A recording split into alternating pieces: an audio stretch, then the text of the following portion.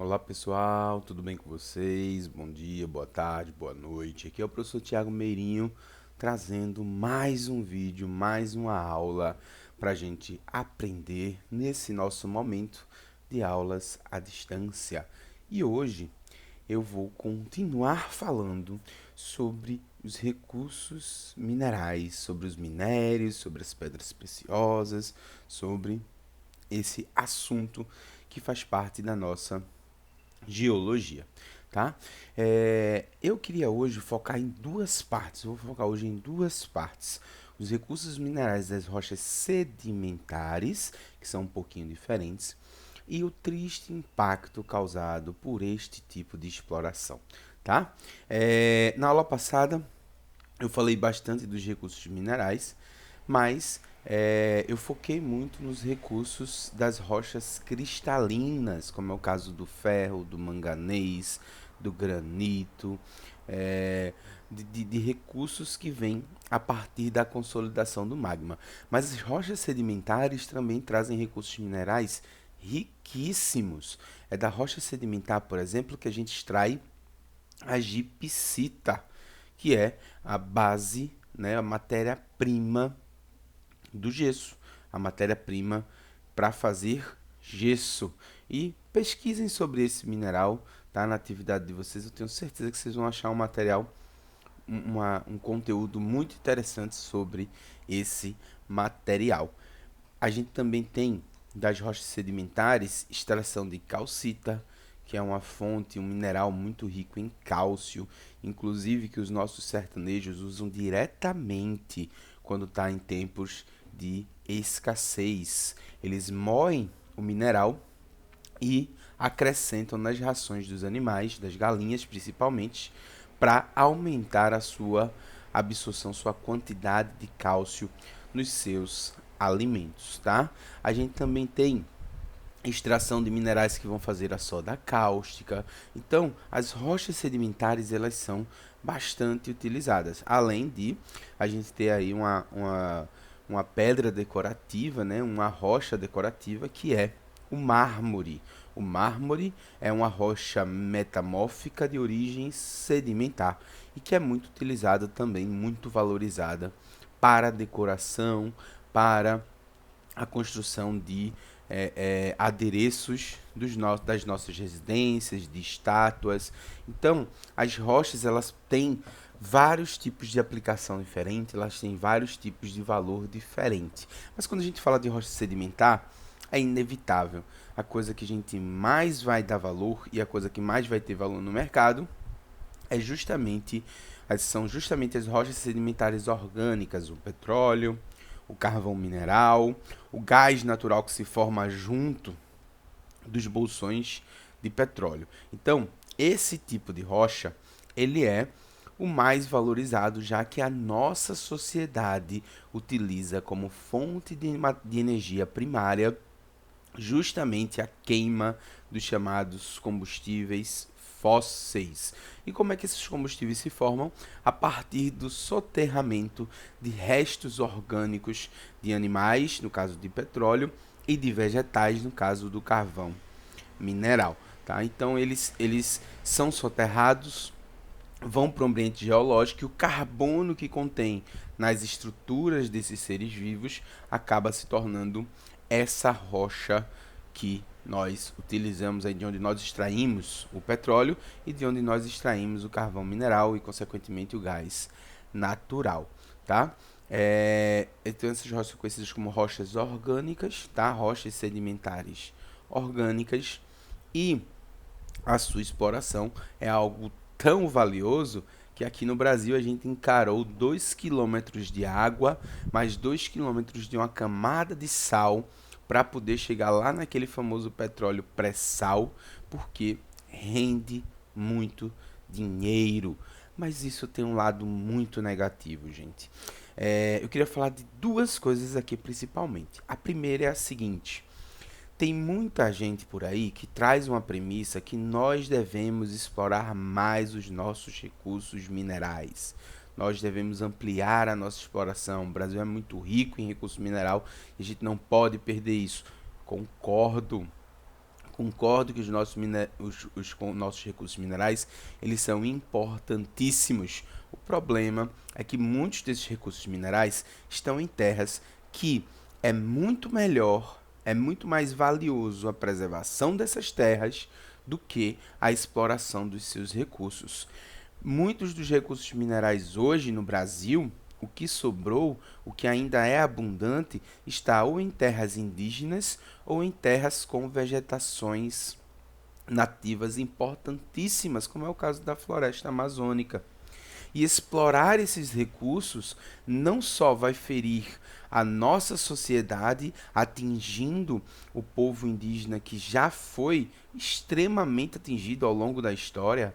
Vocês com certeza já estudaram aí com nossos professores de história todo o percurso de extermínio, de perseguição, de conflito que existe entre a sociedade do homem branco, vamos chamar assim entre aspas, né, o europeu desde que chegou aqui e os indígenas. E hoje, né, como herança, a nossa sociedade ela tem conflito com os indígenas. Muitas das suas terras possuem riquezas naturais no subsolo, que eles não exploram porque eles sabem que a riqueza que existe acima desse subsolo é muito maior. Então, a gente tem que repensar muito bem.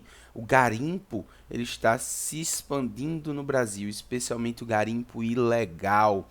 Infelizmente, né?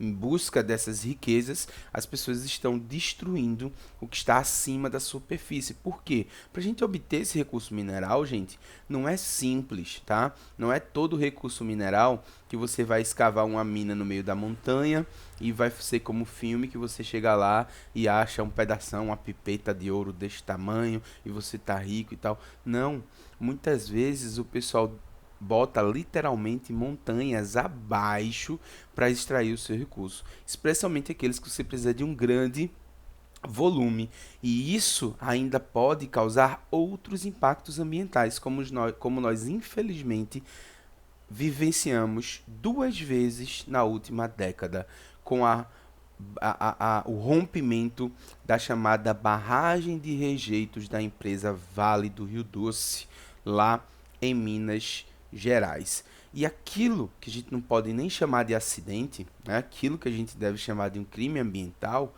ocorreu justamente por conta dessa exploração excessiva e dessa busca excessiva para o lucro.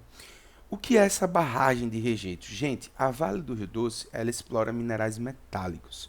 Só que para ela produzir ferro, por exemplo, ela vai extrair esse minério de ferro associado a outros minerais que não vão ter valor. Então, quando ela escava uma poção, ela vai separar o que é o minério de ferro, qual é o minério valioso, e o que não é valioso ela vai rejeitar.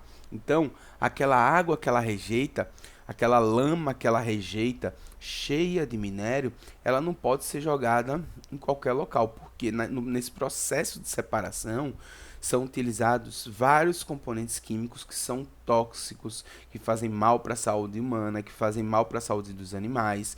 Então, eles constroem barragens onde eles vão jogar aquela lama para que ela assente e aquela água seja absorvida pelo solo e o minério volte ali a integrar o solo. E foi justamente essas barragens que romperam nos últimos anos aqui no Brasil, causando grandes desastres não só diretos, como a morte de várias pessoas ao longo da enxurrada que foi feita, né? Daquela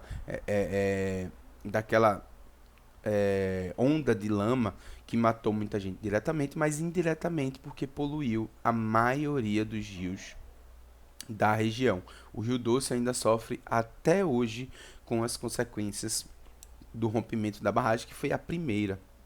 Então, todo esse cenário mostra que quando a gente vai trabalhar com recursos minerais, a gente precisa ter um pensamento muito evoluído. Até porque, gente, eu sempre bato nessa tecla com vocês.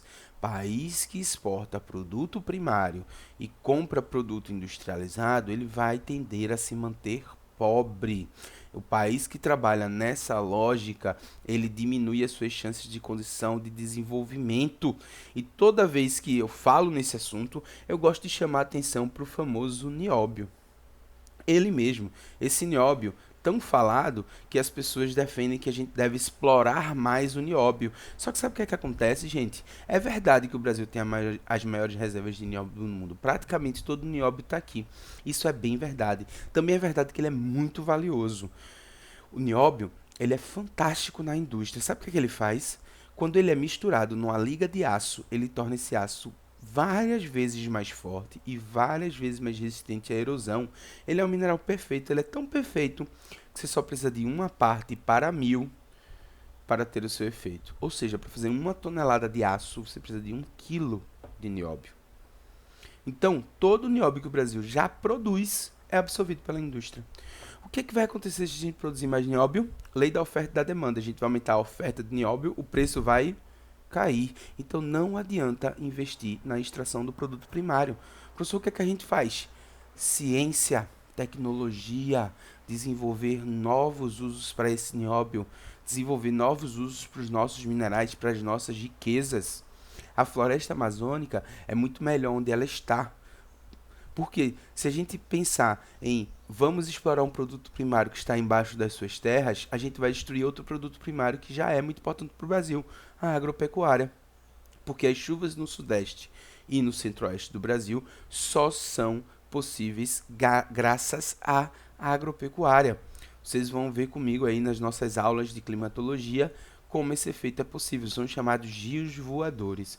A gente vai aprender isso muito em breve, tá? Então hoje, nessa nossa revisão, trago esse recado sobre como é importante a gente pensar no desenvolvimento sustentável quando a gente fala em extrair recursos minerais, tá certo? Próxima semana a gente se vê com o nosso encontro ao vivo para a atividade de vocês, para a gente explicar a atividade, para a gente tirar as dúvidas. Um beijo enorme para todo mundo, fiquem com Deus e até a próxima. Tchau!